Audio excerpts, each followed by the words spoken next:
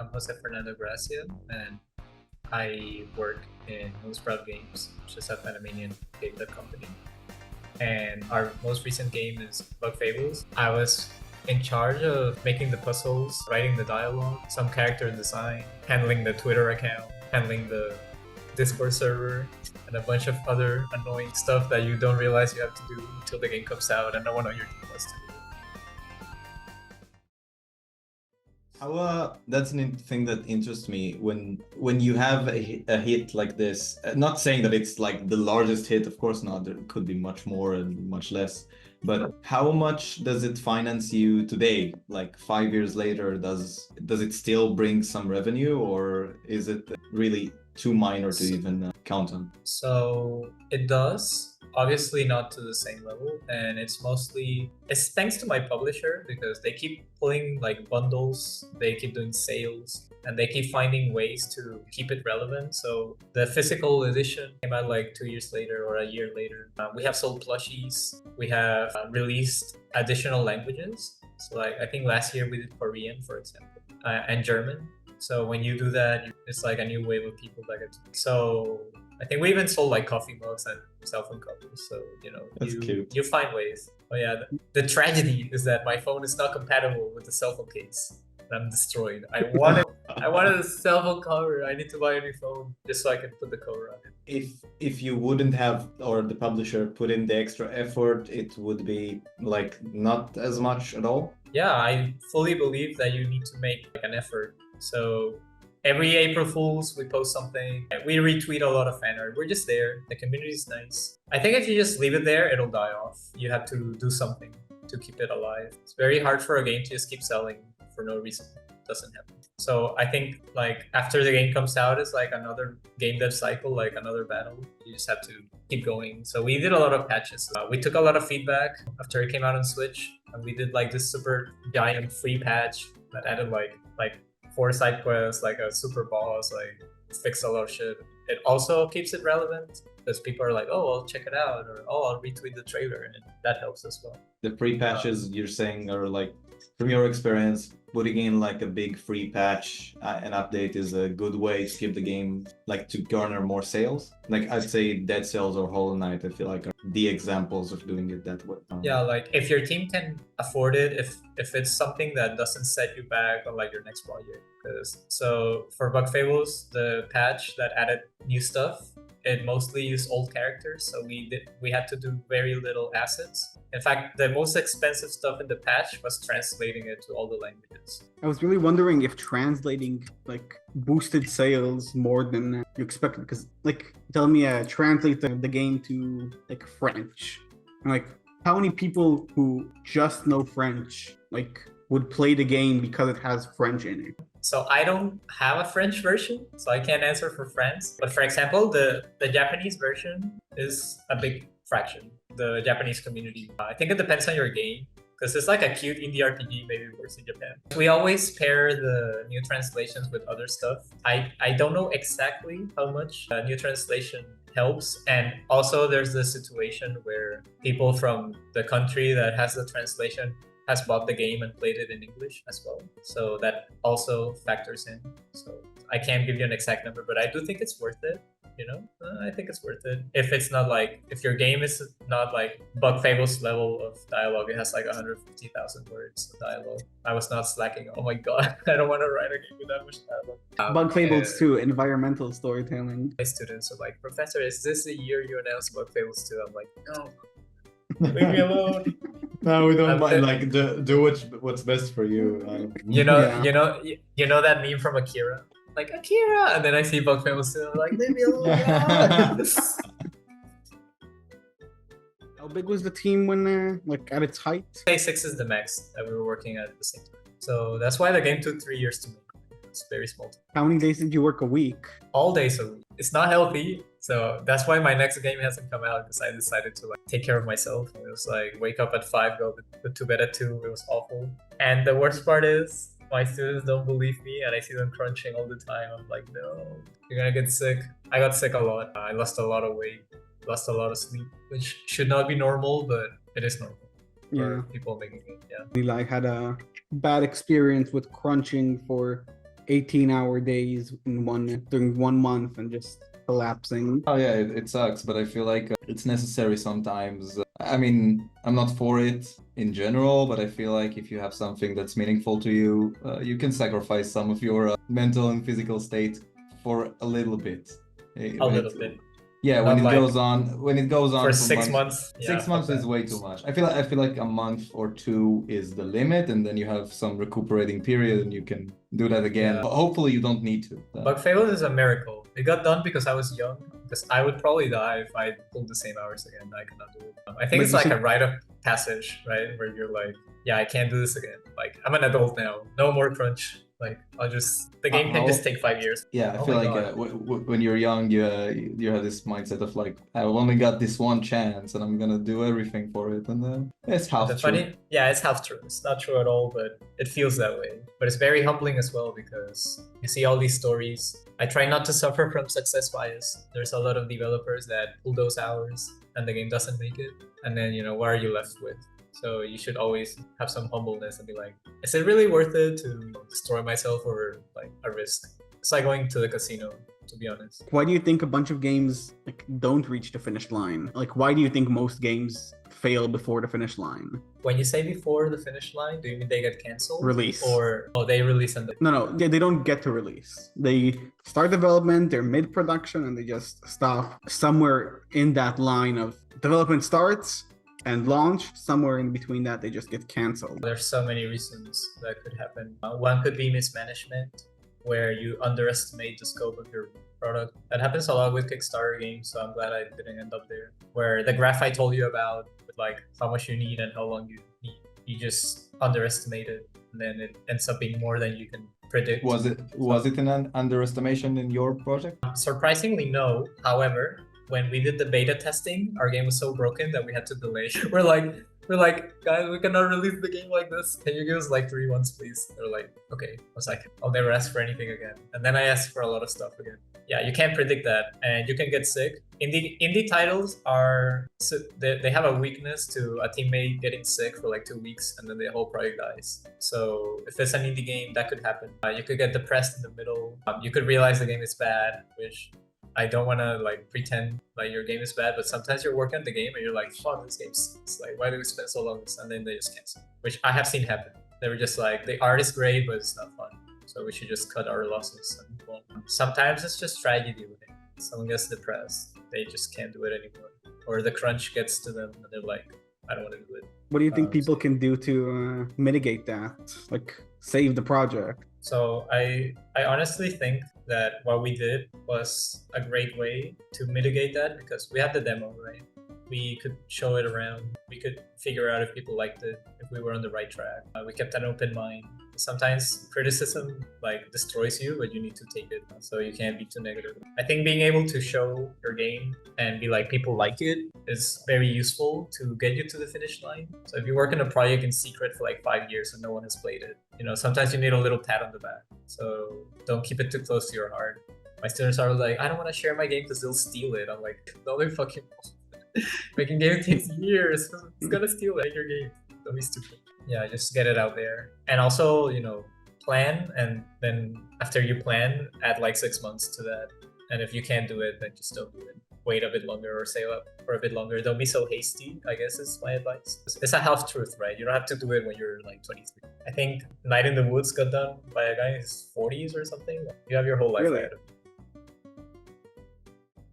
Why do you think Bug Fables succeeded? Like, what do you think about this game? It succeeded for 3 reasons. First of all, people wanted something like it and it wasn't available. Reason 2, we really liked the game we were making enough to sacrifice for it. And reason 3, we listened to every complaint without getting offended about it. I think it's something that people don't do sometimes. I've met a lot of stubborn people. So we would, every convention, notebook, observe, every demo, listen, every close playtest, they would give us lists of wrong things, like 50 items, and we were like, how many can we fix? 40? Okay, then we fix it. Just be humble, because like there's no way 2 people can understand as much as like 5,000. It's not that number, but you get it. The beta testing was super important. I think we also showed that we're a team that listens instead of just like telling you to like fuck off. We actually fix stuff. That helps a lot too. I actually think it's kind of like I'm working as a QA as well as doing whatever, but it's my first time doing playtesting, and I think it's really fun to like playtest, and then someone faces a problem, and then you fix the problem. It's very basic, but it actually makes the game better over time if you just like listen. Yeah, and God bless your work. But the problem is when people just don't want to fix it. They're like, oh, that the game should be like, oh, that doesn't matter, or I like it that way, and then you start like getting tunnel vision or something. And it even happens with my students. I'm like, your project would be a lot better if we could tweak this, and this. And he's like, no, I like it that way. I'm like, B plus, whatever. And then in the paper, I'm like, repeatedly told you why this was bad, and you ignored me without justification other than I like it. Goodbye. Like, what can you do? There are actually technical metrics you can use to gauge things without being subjective, and you have to like be open to that as well. It's Like not what? personal ones. Like if you press the A button and your jump has like a super annoying 5-second animation and you fall off and you didn't code in Coyote time, and the floor is slippery, the jump is too floaty, but your game's not like in space to justify jumping like you're on the moon, or even like the UI is bad, the information is too small. There's so many small things that just add up, and you can immediately tell when you play, and then you tell them to fix it and they just don't want to do it, and it's like, okay, just release your game like that, see how it goes. I tried to tell them, I'm like, you have to accept it, you have to accept that you have to fix it, otherwise you're just gonna be like really stubborn and it's not gonna help you. But I can't undersell reason one, which is that people wanted a game like that. You have to do a lot of market study. If you release a game that's like other 20 games coming out, and you have to be more special than 20 games, it's really hard. If it's the game you want to make, it's fine. But you have to set expectations of who you're fighting when you're fighting. Release date also matters. If you release next to... Continue. No, it's important. Just saying. Oh no, like if you release your game next to Breath of the Wild or something, like good luck, man.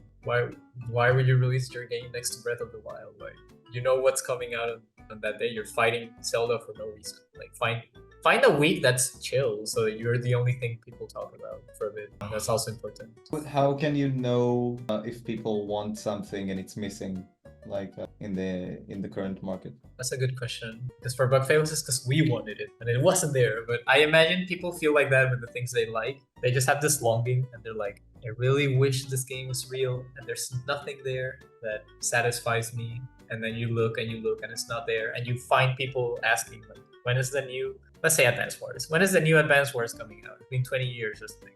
And then someone makes Wargroove, and then Wargroove sells. There's also option 2, just do what you want and be happy. But that one's super risky, so have a backup plan for that one. But I like it. If you can combine both, it's super good. Like, do what you love and people want it. Nice. It's really hard to find that. Can I ask you about your pitch to your publisher? What was that like? What did you show them? Honestly, I cannot answer that question because it was like 5 years ago. I don't remember. I think I just sent them like, I literally copy pasted the Indiegogo like description and put the trailer, and I was like, yeah, reach out to us, man. I don't remember. I don't think I can even find the email. I have so much correspondence with my publisher, I would never find it. But pitching an Indiegogo is very similar to pitching to your publisher. You have to be very concise. You have to home in on the things that make you stand out, and you have to be very brief because people get bored really fast. Like, don't talk about yourself. Don't talk about the lore too much. Just what's your game about, right? Just put that out there, and then put the rest afterwards. You have to hook them with the first line, like a game intro. If your intro's boring, they just refund the game. What would you say is the most overlooked part of development and game production? Honestly, post-production. I think you get so focused on making the game that you forget the whole battle afterwards. Like, you should set apart a few months of your life to take care of the game after it comes out, because it's not over. You have to watch it. I think everything else, you kind of know it at a certain level, that you have to market, that you have to do all that stuff, but definitely post-production. What happens if you don't do post-production, right? Your game just fades off because you didn't listen to anyone, you didn't patch anything, you didn't talk to anyone, you didn't have anything to like keep attention going, you didn't plan any sales. It just fizzles out. Like, you open the soda can, it fizzles for a bit and then it just dies. I think people it's not like Mario Kart that it'll sell for 10 years by itself because it's Mario Kart. Do you have any tips for students heading into the games industry, either as a worker or people trying to build their own studio? I'm guessing they're all both like either somewhere between 20 and 30, most of them. I feel like I sprinkled some gems of that in the other questions. So I'm trying to find like You What can is repeat the yourself. gem? That's The, fine. the strongest gem, like the most the priceless gem. We did. it's okay if your mom doesn't like your game. Only you have to like your game. That's a really Wow. good one. Yeah, screw parents. Right. Screw your friends too, because listen, like your friends sometimes they just don't like it, but you know, it's fine. Your friends don't have to like your game. Just find the people that like it. And if you can't find anyone, then you should not make that game. Or should not try to sell it. I'll put the part where you say that students go, yeah, this is just my vision, and no one gets it, and they're wrong. And That's I'll tell not you what that I they're said. wrong. That's not what I And said. then I'll put this part where you say, fuck everyone else, no one else matters. That's just not what my I'm trying to opinion. say. My God. It's like, don't let the people that you So- know be so the evil. judge. No, like, No, not The you. problem him. You're Yeah, it's good. sometimes you put too much weight on the people you know, but remember that you're not making your game for your friends. You're making your game for the people that like that type of game. So don't let yourself get swayed. Like if your classmate doesn't like your game, that's fine. Like is your classmate even your demographic? Like care about the people that should like your game. If they don't like it, something's wrong, right? Like you're making a horror game and a horror YouTuber is like, this game is mid. Why is the game mid? Like what's happening? He should like it. It's a horror game. What's happening, right? Like look for feedback in the right places, I think is what I'm trying to say. And I wanted to ask you about working with a publisher. And like, when did you reach out to them? Why did you reach out to them? And what do you So think they gave you? Like you talked about it a bit, but So we reached out after the Indiegogo. right Honestly, after? a few months after. So I think it was good that we did it that way because we didn't have to ask for funding, and that gives you like better cards when you are negotiating, right? Because if you ask for funding, it obviously you have to recoup it first. It depends on the publisher, right? I've read a lot of shady contracts. I turned down a publisher. I don't remember the name, but I would totally call them out if I did. The contract said like, if you are late on a deadline, we gain control of your IP. I was like, closed document, erasing Wow. mail. Yeah, I was like, fuck, how are you gonna ask for that? Like, what are you doing, you monster? I was like, when I read that, I was like, close page. At that point in my life, I did not know how good having a publisher could be. I was mostly aiming for console support because we applied for a dev kit, but because we're in Panama, we did not get it. I'm telling you, there's a lot of like, they see like Latin American country and they're like, sorry, bro. Like the email's just like, sorry, bro. So obviously at that point in my life, it was stressful because, you know, publishers have deadlines. They have demands. They're like, we're going to this convention. Can you make a trailer? And you're already working 18 hours a day and you're like, fuck, I don't want to make a trailer. But they took Bug Fables to Tokyo Game Show. Like when are you gonna get to Tokyo Game Show? Otherwise, like I couldn't even fly to Japan. It was obviously stressful when stuff like the beta testing happened.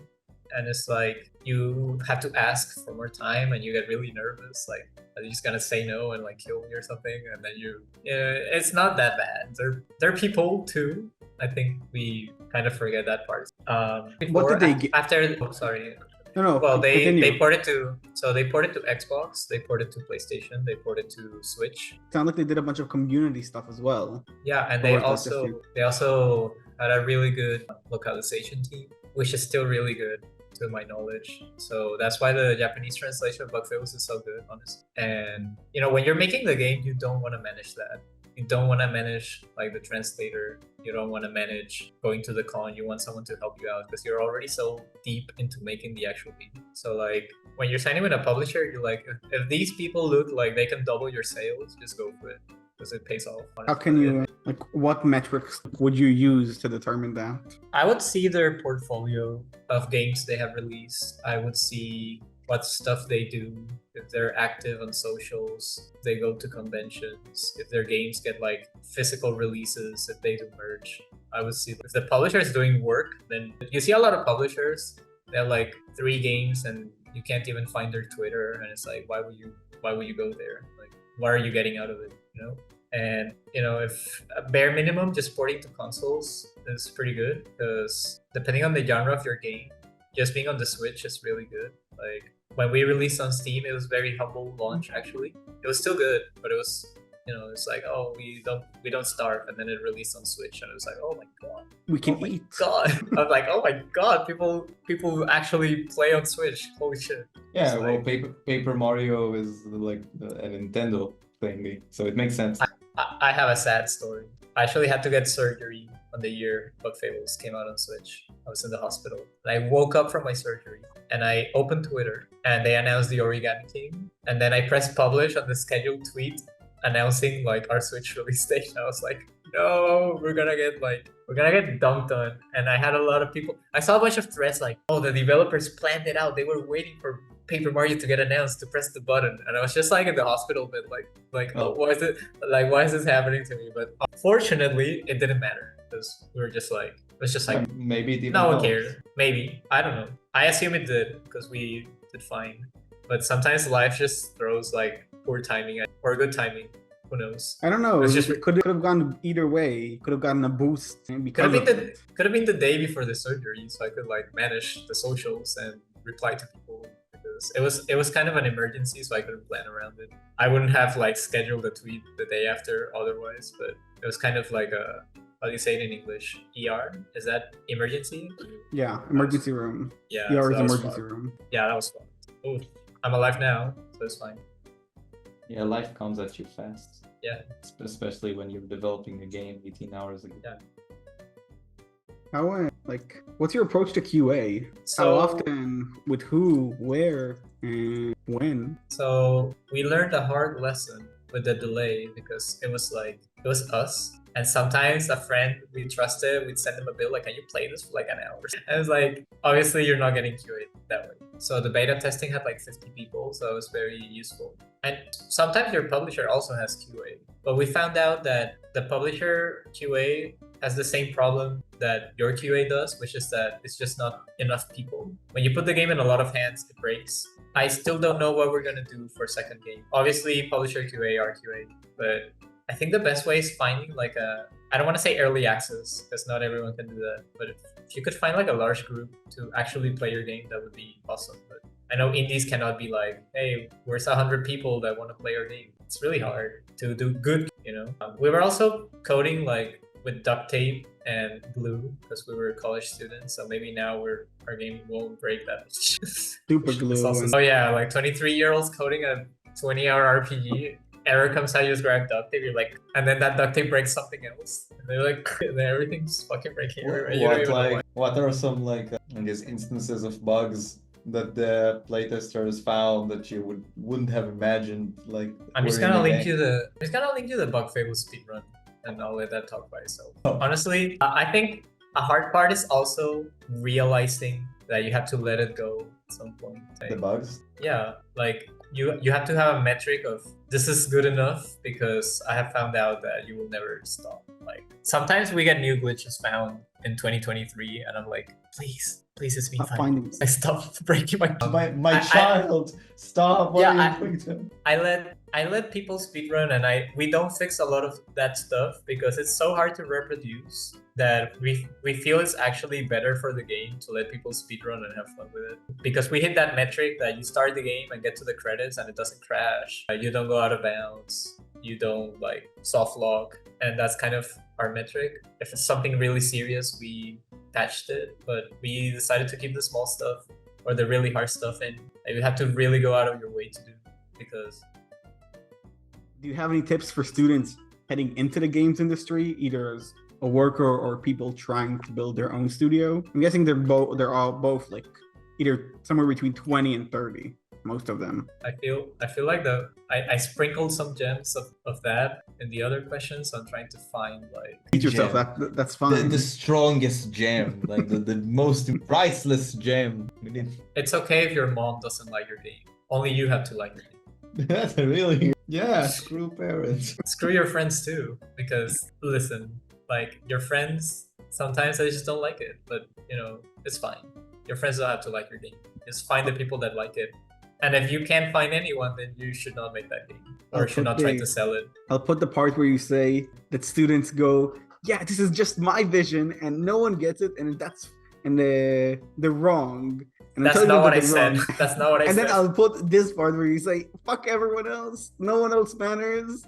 That's just not what I'm my trying to opinion." say. My God. It's like, don't let the people that you know be so the evil. judge. No, like, No, not the you. problem me. is it's just sometimes you put too much weight on the people you know, but remember that you're not making your game for your friends. You're making your game for the people that like that type of game. So don't let yourself get swayed. Like if your classmate doesn't like your game, that's fine.